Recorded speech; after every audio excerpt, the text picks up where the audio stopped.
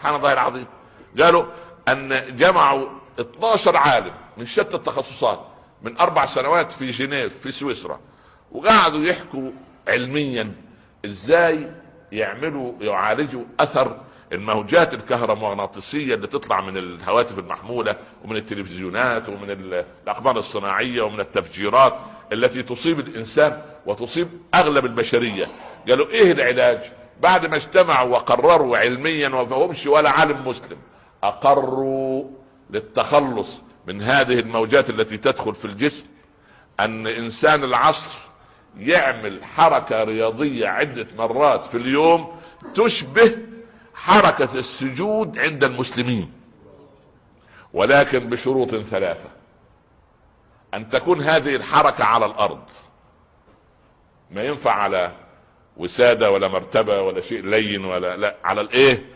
على الارض.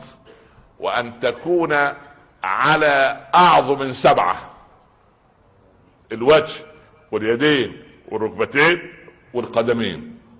ده لم يقرأه لا موطأ مالك ولا الام للشافعي ولا زاد المقنع للامام احمد ولا الاختيار لابي ابدا ولا حاشية ابن عبدين ولا غيره، ويعرفوش شيء.